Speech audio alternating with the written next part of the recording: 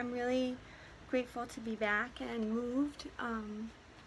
As you know, leaving an abusive person is very dangerous, and so I had pulmonary contusion and a couple fractured ribs I had to deal with, along with another safety plan, etc., etc. But I came across a revelation while I was moving away, and I still love my narcissist. I do. I still love him and I miss him very much, but I also have always kind of wondered, well, am I a narcissist? Because a lot of the things that these symptoms or characteristics are, I'm doing right now. And what everybody said kind of along the lines was, one, if you question yourself that question, you're not a narcissist. And two, because you're in a survival mode, a fight or flight mode, you're resorting to behaviors that may appear to be narcissistic simply because you can only focus on you when you're in survival mode. And so then I thought, well, I'd take a step back for a second and think about that.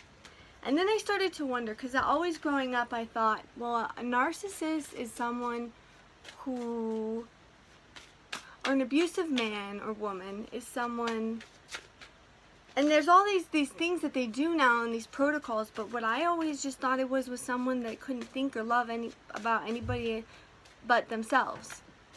It was always them first. And you can put in all kinds of categories, but I want to go back just to that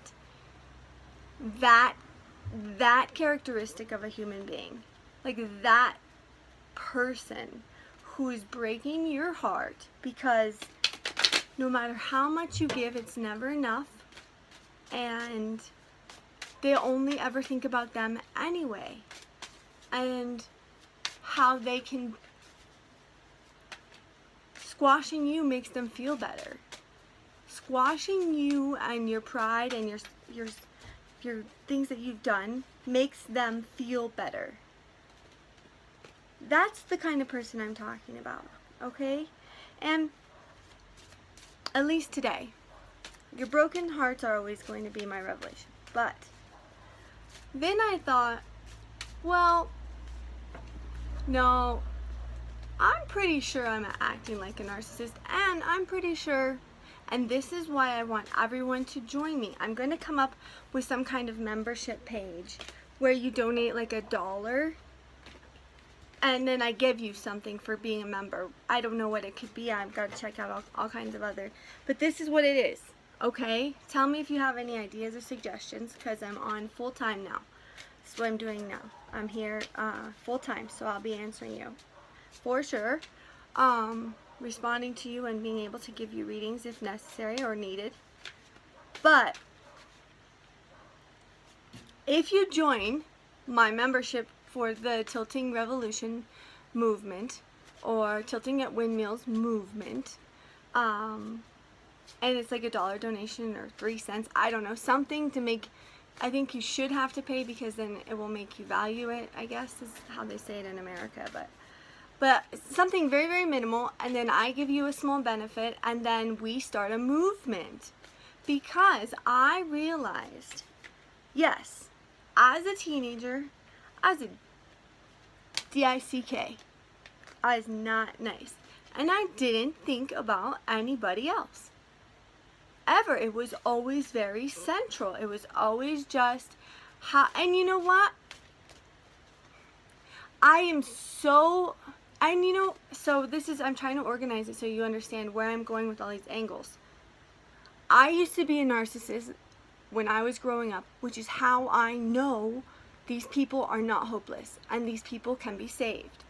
Because I was the self-centered person I'd ever met. And because people that are like that have to be able to read people and understand people, because they are good at those intuitive gifts, It wasn't until I was stripped and shocked out of everything that I knew. Everything that was comfortable in my life was taken away, and then more. And it's all relative, right? Because what's devastating to me may not be devastating to you. But what's happy to you may not be happy to me. So I was suffering so bad, it put me through an awakening. And slowly, before that, I had graduated into, or been humbled down to, progressively, from someone that thinks only of themselves always, to the very most sensitive and loving. I'm the very most sensitive person I know. I don't know anyone more sensitive than me. If you're a sensitive person, I'm probably on the other, I'm still further down the spectrum in terms of sensitivity. And empathy and intuition. I mean, these are the things that you need to be self-centered to manipulate people to get what you want. But in the same token, I was there. I couldn't figure out that piece. I kept playing with it for maybe 6 months. I'm like, why is it like, can two narcissists be together? Am I really a narcissist? I really don't think I am, because I'll give you everything I've got and then some. And like, my comfort, I mean, we all are central. We have to take care of ourselves, and that's what it is. There is hope for all of these quote unquote hopeless people and loves and etc., because we know that life is plastic and that the plasticity runs throughout the course of our lives. And we also know that if you don't change and you don't learn up until the very last day you take a breath, then you're in a coma. So, with that being said, join the movement. I am living proof that someone who is gravely self-entitled and gravely spoiled and gravely self-centered and just stinky rotten attitude, just like, I don't like mustard so nobody can have a good time while we eat dinner, you know, kind of thing, and that's the old school term of narcissism, I think. There's all kinds of things that qualify now, but when it boils down to it, them first always, right? And they'll say something just to manipulate something to help something for them. And that was me growing up. You know, 15, 20 years ago, that was me, for sure. So, I wanted to share that with you. I've got to get skedoodling because I have to drive far. There's a hidden, tucked away here, far, far away where my narcissist he knows where I am, but he can't easily get here. And even if he tried, it wouldn't be worth his time, you know? So, I just thought I'd give you a couple of cards. Let's see. A scarecrow. Stairway to heaven. Crossing you. What's above you? Queen of fire. What's below you? Fighting snails in reverse. What's behind you? Escaping from that shell. What's in front of you? I don't know if this is a page, messenger, princess, queen. I'd say this is Calypso. How you see yourself? The big bad wolf. Your environment. Chaos. Your hopes and fears. Being trapped in a teardrop. And your final outcome. Should everything stay the same and nothing change? Gluttony. Filth. Mess. A dirty mess. So what I see as the main issue here is the scarecrow, and he looks kind of naive, kind of oblivious to me, but he is in a beautiful, I personally hate walking through sunflowers because there's a lot of bees, bugs. So maybe his terrain is kind of beautifully icky. Maybe he's allergic.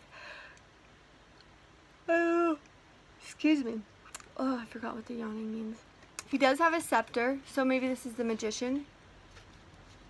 Someone who's able to create. Maybe this is, so I see like this is someone who's like wakes up at night and goes bibbidi bobbidi boo boom. This is a magical person, but doesn't let anybody know. Secret. And he's walking through, tiptoeing through tulips. This person, this man or woman, this scarecrow, has a job to do, but he or she does not like that job, or doesn't like what they have to do, and they know that they have to do it. So they have to do it, you know, kind of secretly. You have to do something secretly. Doing something secretly that's not very cool, but an obligation. And what's crossing you in the very, very near future, excuse me, I don't know what the yawning is, I can't remember. You got a snail here, and he's got a long way to go. So whatever it is you've got to do, whatever job you've got to do, and if we're going to say that we're talking about, of course, always love, that's all we talk about. So if you have to do something, this is you maybe being scared of having to do something, that's, or how long it's going to take to do something in this relationship is just, it just seems like it's going to be an eternity. It'll never end. Something's never ending there. Okay?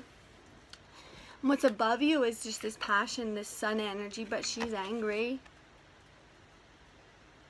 But she's committed, and she's powerful, and hardworking. She's passionate. She loves what she does. I almost see this woman kind of like spinning around the rings of Saturn, like in a top, like some kind of circular, something circular. Whoever this is, or whatever this idea or thought process is about you and the situation, it's very, I get a feeling like, right, I've got a feeling that's it's heavy, but you're like, it's a spinny, circly kind of ballet. Whatever you have to do, you're dancing in the wind. Okay? Swirling, spinning. Okay? Maybe even flying, lift off, taking a lift. Oh, and this is actually a pear, which is my favorite fruit. Except cantaloupe and strawberries are my favorite too. What's behind you is that you broke free. You broke free of something. You broke out of this enclosure that was getting way too tight for you. You were growing and it was suffocating you, okay? What's in your near future, and I'm gonna hurry this up, okay? I'm sorry. In your near future,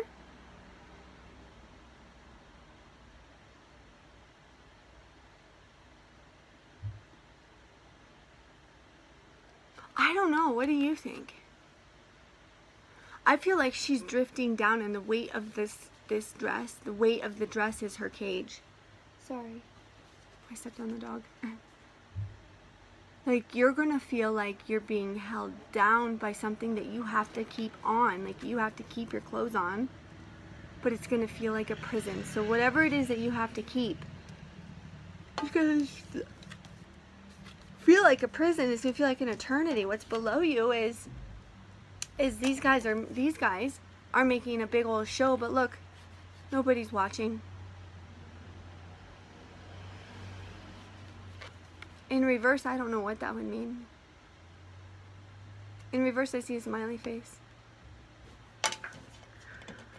It's just they're fighting and nobody's even watching. Nobody's entertained. It's not even funny anymore. Like, you guys aren't even funny anymore. It's not cool anymore. Like, everybody's gone home. How you see yourself as either you are, I see as your subconscious, okay? I see your shadows and you're walking away from your fears and your own self is helping you.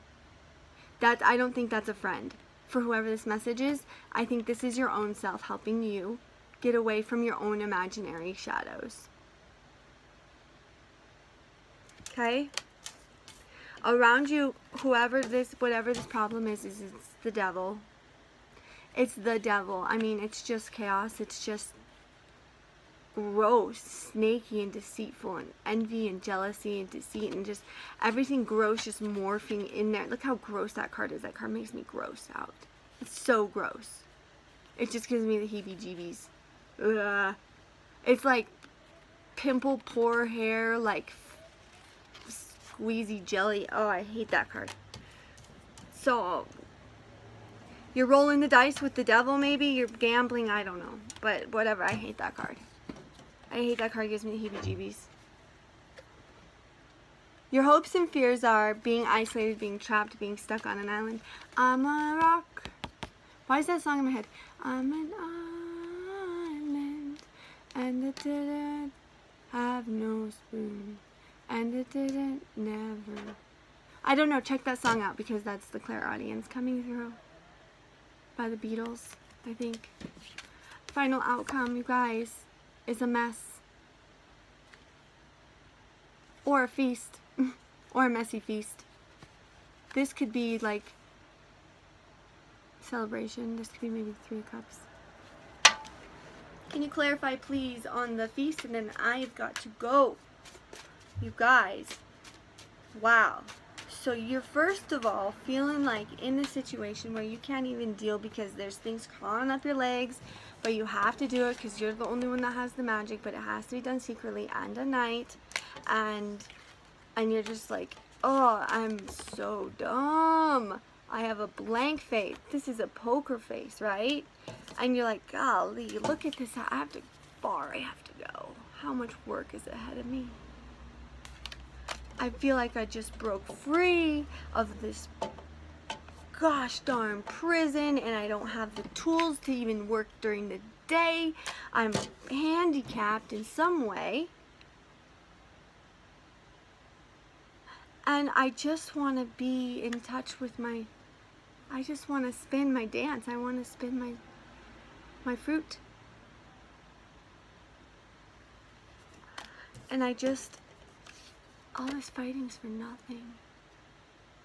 It's killing you. It's drowning you. You're empty inside.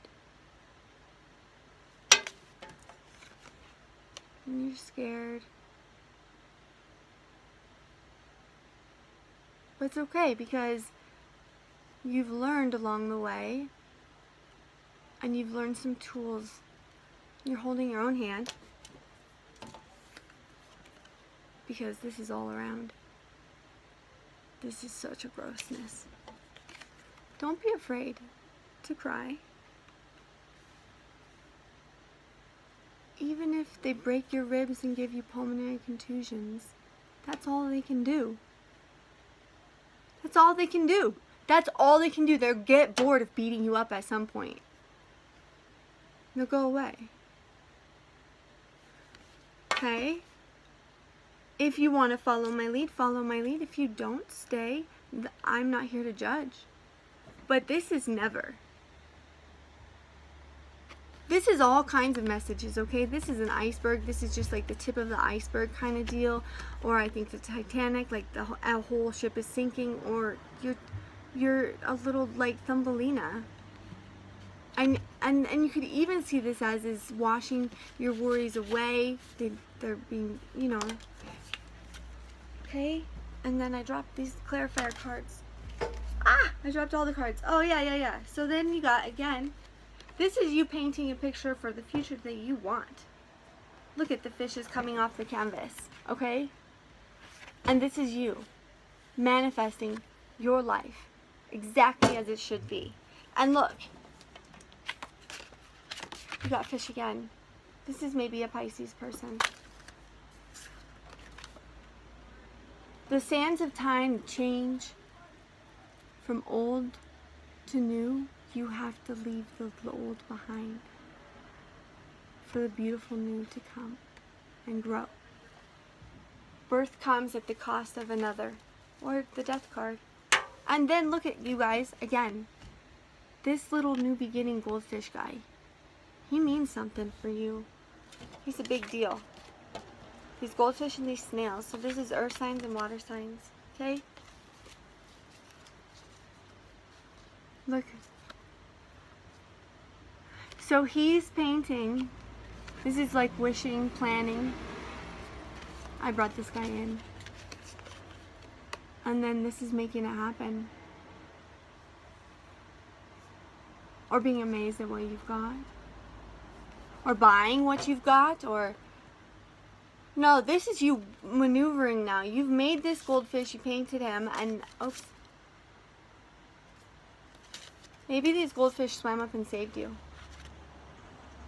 I don't know. I gotta run, you guys. Thank you for listening to me. Listen some more. Let's get together on this membership and let's get rolling on the tilting movement. Narcissists, oops, ooh. All the B personalities can be saved. They can be helped. I am a living and breathing one of them. Golly, I'm sorry. Bye.